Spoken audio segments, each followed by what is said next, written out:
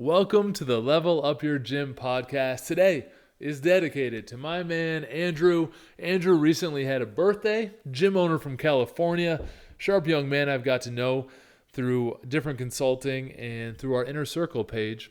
And Andrew sent me a question about reactivation that I'm going to cover today. But first, I need to let you know where the resources are that you can get continued support when you're waiting for these podcast episodes. That's right at levelupyourgym.com.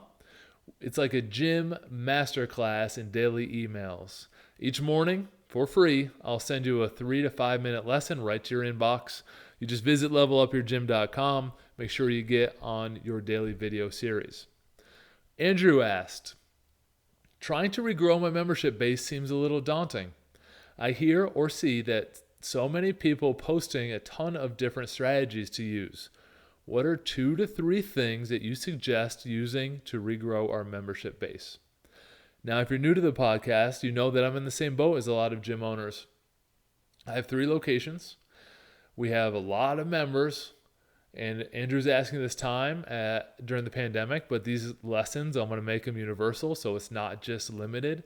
But right now, we had to give ourselves a little bit of a master class on how are we going to get members back so they feel comfortable and safe in our gyms after the pandemic. And again, these lessons can be applied during any time, but this is like hyper speed. We had to get it done. And I was on Facebook preaching to focus on referrals and reactivations simply because it's a big ask for you to go to a cold lead on like Facebook or Instagram and convince them that number 1, you're safe. Number 2, you're following the guidelines. Number 3, that they should be going out in public. Number 4, you're the right place to go to. And number 5, they can afford your membership. It is just too much to overcome during pandemic time. So you want to focus on people that know you a little bit. Referrals and reactivations. So today, like every podcast, I'm going to try to limit to 3 things so you have some actionable items and not just me rambling for half an hour. And these 3 things we're going to go over in about 10 minutes. Number 1, this work has to be done. I skipped this for about 8 years in my company. When someone would come in and cancel or hold, I'd be like, oh yeah, I'll take care of that for you, and almost like back away and run away, hope they don't say anything bad about me. And the reality is people don't always cancel because they hate you.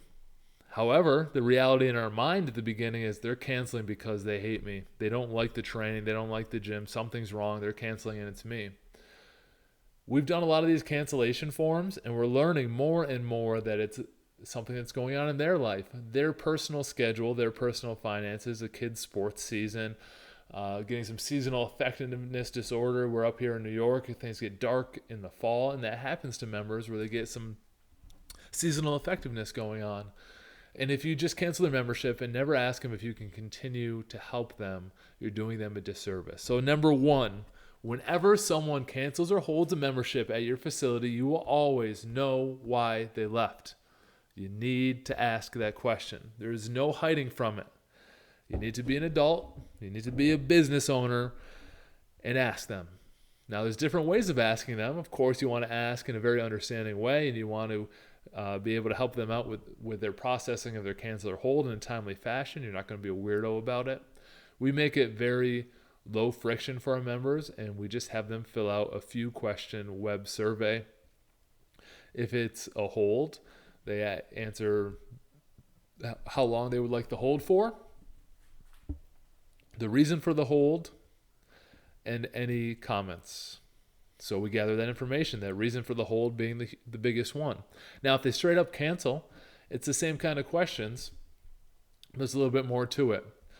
Say the date you'd like it canceled, the reason for canceling, how satisfied were you, and then any questions or comments.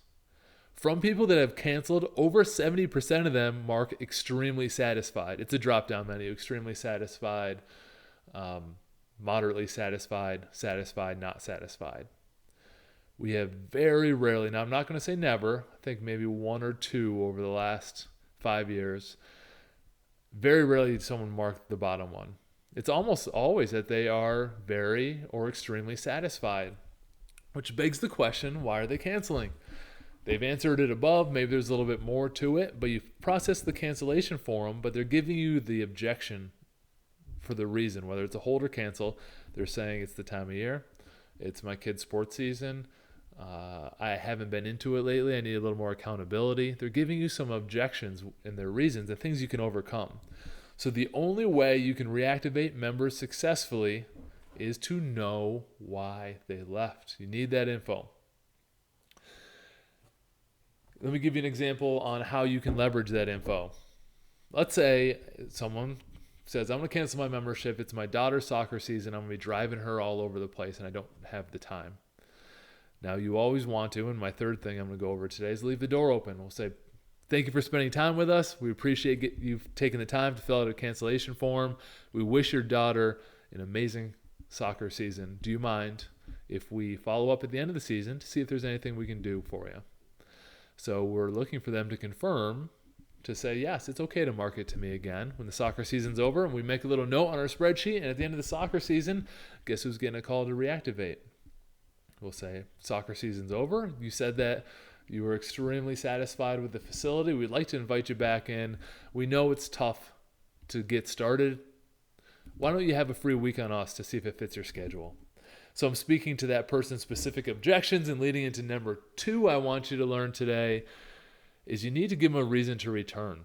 It could be as simple as, hey, it's that time you said you were going to return. Here's a free session. Here's a free week at the end of COVID. Say, if they canceled because of COVID as their reason, not everyone did, but maybe they left that at their reason, or we say, why don't you come in for a free week so you can feel comfortable with our safety procedures and guidelines. It's really no sweat off their back. You're giving them a reason to come back, telling them, hey, we have all these safety procedures and guidelines. We're going to keep you healthy. Do you want to come back in and just check it out with no obligation? Maybe that reason to return, maybe you cast a wide net. So Andrew asked for 2 to 3 things I'd suggest. Number 1 I'm talking about is that really targeted speaking to the individual person. That works by far the best. If you can text them, great. If you can call them, great. If you can email them, okay. But speak to the specific person. And the second thing I would say to Andrew is you can cast a wide net with that reason to return. Maybe it was financial. Maybe it was time of year and they just, or you know what, maybe it was accountability. Say, I just don't have the motivation right now. I haven't been making all my sessions. So you can cast a wide net by, number 1, having your list segmented, but making sure that you're speaking to the right people who aren't active members and giving them a heck of a deal to return. It depends on your prices. It might be $97 for your first 30 days, no long-term commitment. We'd like to help you find that motivation, and we'll keep you accountable for these 30 days. And if you don't feel that fire, you don't have to continue after. Would you like to return? I love to finish all my emails with a question like that. So number 1, we need to know why they left. Number 2, we're going to give them a reason, whether you're casting a wide net or speaking to a specific and individual person, which I highly prefer. Both ways are going to get some people to return. And number 3, if they say no, or whenever they leave, keep that door open. You're going to ask for an appropriate time to follow up with them. It's called permission-based marketing. So if the person that, in my earlier example, daughter's soccer season is getting very busy, she can't make it in. I follow up at the end of soccer season. She says, oh no, now it's my son's hockey season. I'll be driving him to all these travel games. I really wish I could take care of my health and fitness, but I just can't do it right now.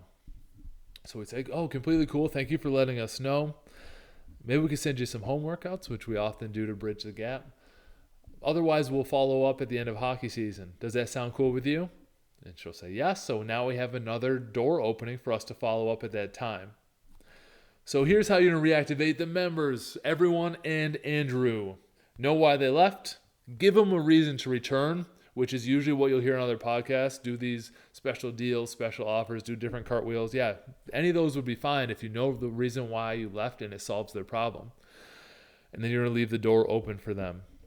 Make sure you're picking the strategy that is best for you based on the info that you gathered as a professional gym business owner on why they left. It's going to be different around different parts of the country, and you're going to be the one that's going to be so ahead of the game if you know why. You're going to have like a superpower following up, and people don't mind if you're doing it because you're asking it in a permission-based way. You're giving them a reason. You're solving their problems. You're getting them back in your facility. You're getting them back healthy and fit, and you're growing your company at the same time in a very cool, low-friction way.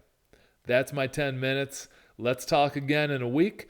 Please take some time to get on your free video series, levelupyourgym.com, and drop us a question or review, and we can keep growing the podcast for you.